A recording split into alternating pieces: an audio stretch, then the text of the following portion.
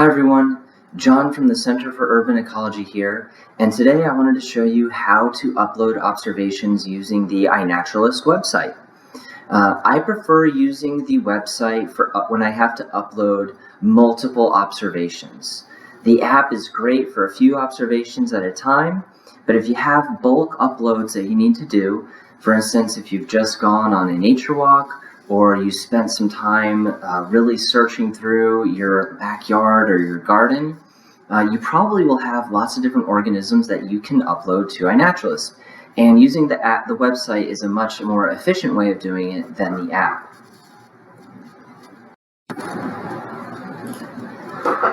So to add observations, I am on iNaturalist.org. I'm at my home page. And to add observations, I go to this green upload button in the upper right part of the screen. I'll click that. And then I can either drag and drop my photos from my file, or I can choose files on their own. So I'm going to go ahead and choose files. And now iNaturalist is bringing these observations up and ready to be edited. Now you'll notice on all of them that they already have the date and the time. That's something that my camera automatically generates when it's taking photos, and this is true for most cameras, whether it's a phone or a DSLR or point and shoot or any other kind of digital camera. But they're all lacking location. Now there's an easy way to get through all of them at once. I could go through one by one and click on the location, type in an address, 600 Sunset Drive is where Quinta Mazatlan is. I could do it that way, or I could do select all, and you notice that all of them are now outlined by green, and I can go over here on the left side and edit multiple locations. So I'm going to go ahead and put Quinta Mazatlan. And so now this is my bounding area. I'm telling iNaturalist that I observed those animals, those plants within this area. Now I can narrow that down if I want to. I can zoom in and I can say, oh, I was actually exactly in this garden right here. And I can update the observations. So now all of them have a location, and all they're missing are what it is that I saw. So this one, it put it as genus anole. I know that this one was a brown anole, but you'll notice because the photo is only showing part of the lizard, it's probably not going to be as accurate as if I'd gotten a photo that had the whole lizard in the photo. So that's brown anole. This one I know is a Ramber's forktail. This one I know is a three-lobed false mallow, but you can see that iNaturalist recommended that first. Now this one right here, this is a heliotrope, Heliotropium angiospermum. I'm using the scientific name because I don't remember what common name they use here. But for this one I have to do something different. This one I know that I actually planted a couple years ago.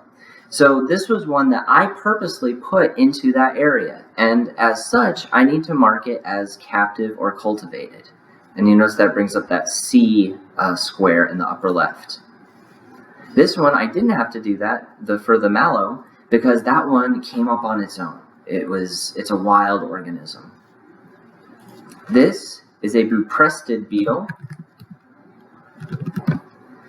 This is a whole family of beetles. Notice that I'm not putting an exact species because I don't know the exact species.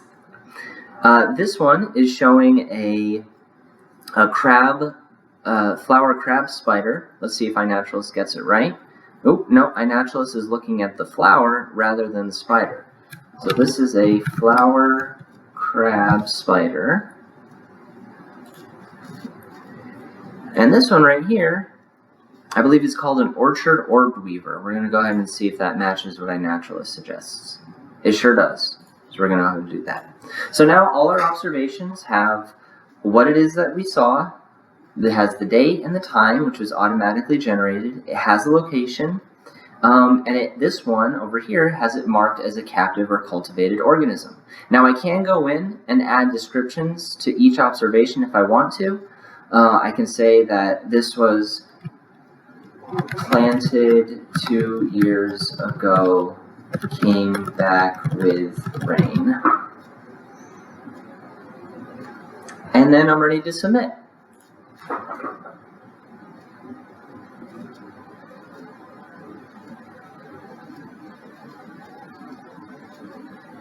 And iNaturalist has saved the observations, and it's going to take me back to my observations homepage. So here you can see all the places I've uploaded iNaturalist observations from, mostly from the Lower Rio Grande Valley, and it'll show you the most recent observations that I uploaded. So there you go. That's how you upload observations using the website. And again, I definitely recommend this approach when you have lots of images to go through. iNaturalist recommends that you can upload up to 50 observations at a time using this method. But if you go too much further than that, I think it'll slow down significantly. All right. So this is John Brush from the Center for Urban Ecology signing off. And stay safe and stay well.